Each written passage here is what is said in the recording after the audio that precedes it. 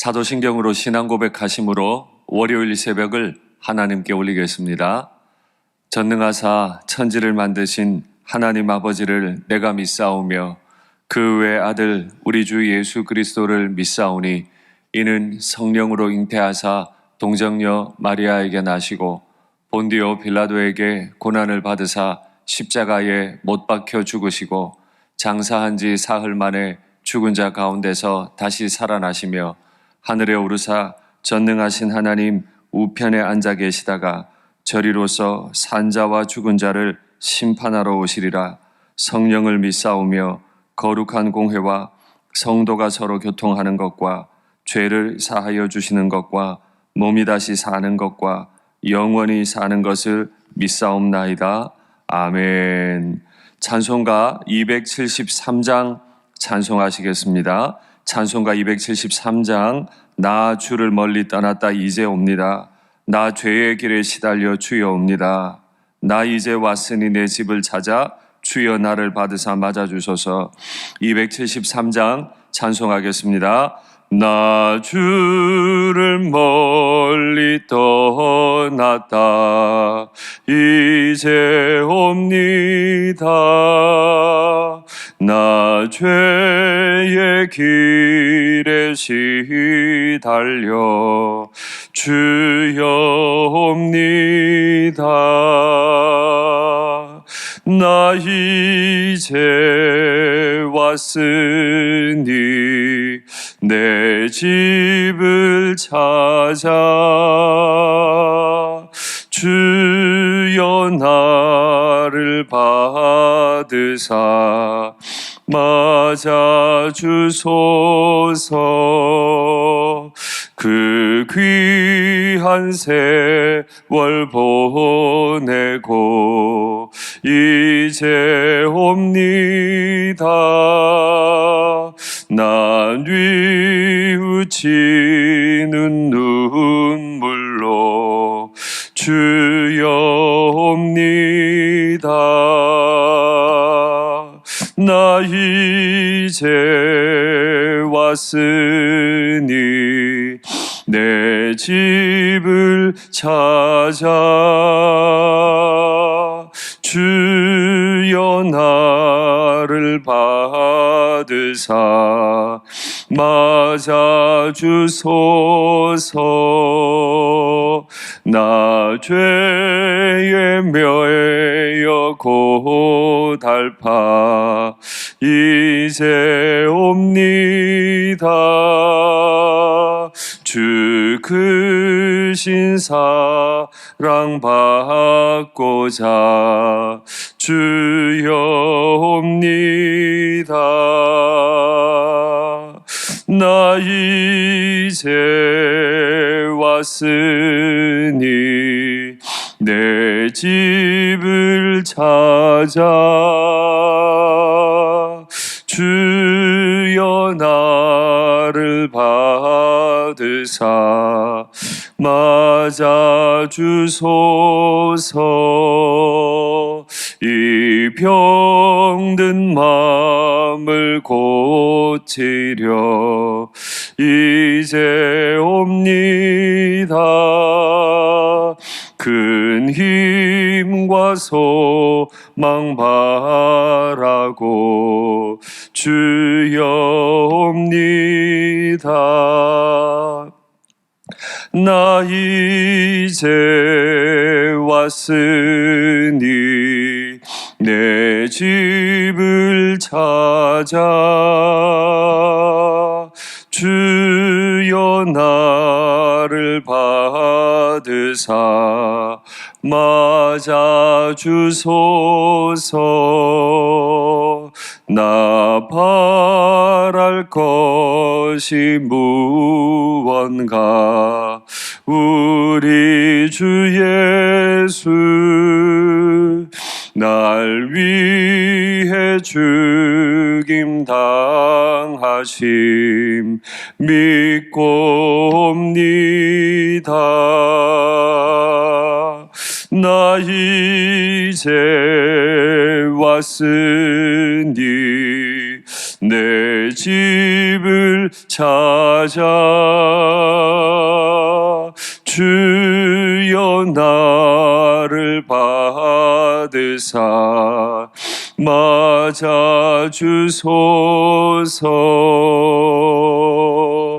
할렐루야. 우리 주님께서 영원한 나라에서도 우리를 영접하실 뿐 아니라 새롭게 시작되는 이번 한 주 동안에도 친히 영접하시고 인도해 주시고 보호해 주실 줄 믿습니다. 아멘. 이제 하나님 말씀 받겠습니다. 이 복된 시간에 주시는 하나님 말씀은 구약 성경 예레미야 25장 30절부터 38절까지 말씀입니다. 예레미야 25장 30절부터 38절, 구약 1091면에 있습니다. 말씀의 제목은 귀한 그릇이 떨어짐같이 될 것이라 입니다. 예레미야 25장 30절부터 38절 제가 봉독하겠습니다.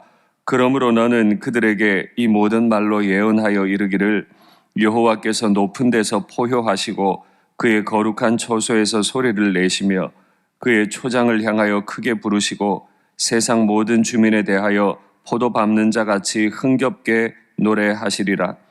요란한 소리가 땅끝까지 이름은 여호와께서 민족과 다투시며 모든 육체를 심판하시며 악인을 칼에 내어주셨음이라. 여호와의 말씀이니라. 만군의 여호와께서 이와 같이 말씀하시니라. 보라, 재앙이 나서 나라에서 나라에 미칠 것이며 큰 바람이 땅끝에서 일어날 것이라. 그날에 여호와께서 여호와에게 죽임을 당한 자가 땅 이 끝에서 땅 저 끝에 미칠 것이나 그들을 위하여 애곡하는 자도 없고 시신을 거두어 주는 자도 없고 매장하여 주는 자도 없으리니 그들은 지면에서 분토가 되리로다. 너희 목자들아 외쳐 애곡하라. 너희 양떼의 인도자들아 잿더미에서 뒹굴라. 이는 너희가 도살당할 날과 흩음을 당할 기한이 찼음인즉 너희가 귀한 그릇이 떨어짐같이 될 것이라. 목자들은 도망할 수 없겠고 양떼의 인도자들은 도주할 수 없으리로다. 목자들이 부르짖는 소리와 양떼의 인도자들이 애곡하는 소리여 여호와가 그들의 초장을 황폐하게 함이로다. 평화로운 목장들이 여호와의 진노하시는 열기 앞에서 적막하게 되리라.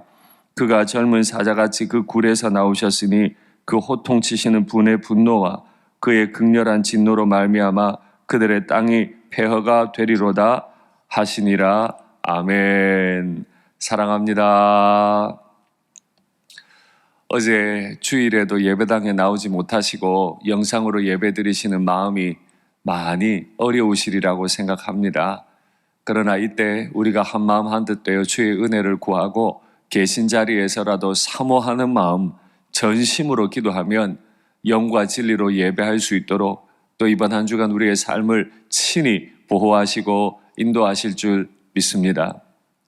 오늘 본문을 통해서 하나님께서는 모든 심판이 모든 사람들에게 임할 것에 관해 말씀하시는데 오늘 본문에 가만히 살펴보면 본문의 심판은 굉장히 입체적으로 시작이 됨을 주님께서 보여주고 계십니다.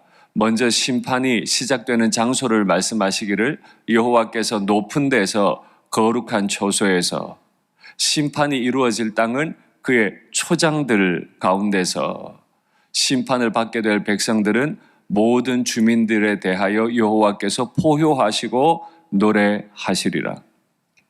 하늘의 하나님께서 높은 곳, 그의 거룩한 초소, 하늘에서 심판을 시작하시고 그 심판이 시행되는 장소는 모든 푸른 초장들마다 시행되고 그 심판을 받게 될 사람들은 그곳에 살아가는 주민들이라. 굉장히 입체적인 심판 선언을 하고 있습니다.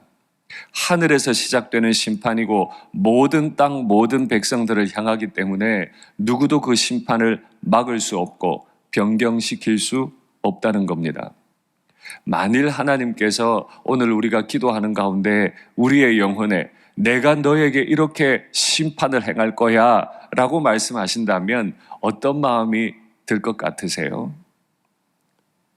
우리는 지금 남의 이야기를 듣고 있지만 유다 사람들은 실제로 자신의 이야기로 듣고 있습니다. 전방위적이고 입체적인 심판이 시작될 거다. 그 시작이 되면 그 심판으로 인해서 유다 사람들은 굉장히 처참한 모습으로 바뀌게 될 것입니다. 귀한 그릇이 떨어짐과 같이 될 것이다. 귀한 그릇이라 할지라도 그것이 떨어져서 깨뜨려지면 아무 소용이 없죠. 그러나 저는 이 본문을 통해 한 가지를 소망하고 또한 확신하게 됩니다. 하나님의 눈에 여전히 유다 백성들은 귀한 그릇이에요. 그들이 범죄했더라도 하나님의 마음에 그들은 귀한 백성이에요.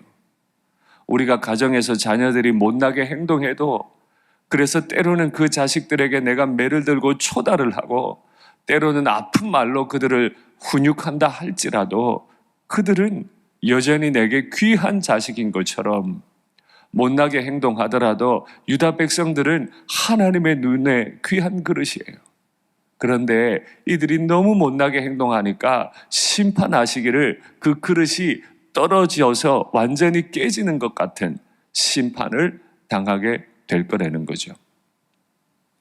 새벽이라는 시간 관계상 길게 설명드리기는 어렵습니다만 하나님께서 모든 땅, 모든 주민들을 심판하시겠다고 말씀하시지만 오늘 본문 하반부로 가다 보면 목자들에 관해 설명하십니다. 목자들이 통곡하게 될 거다. 양떼의 인도자들이 애곡하게 될 거다. 왜냐하면 그 초장을 완전히 황폐하게 만들어버릴 것이기 때문이다 라고 하십니다. 저는 이 말씀을 굉장히 무겁게 봤습니다. 하나님께서 유다라고 하는 이 초장을 왜 황폐하게 만드시죠? 이번 주도 자주 보시게 되시겠습니다마는 결국 하나님의 종들, 말씀을 묵상하고 가르치고 선포해야 될 사람들 중에 거짓 선지자들이 나왔어요. 하나님의 말씀을 바르게 가르치지 않았어요.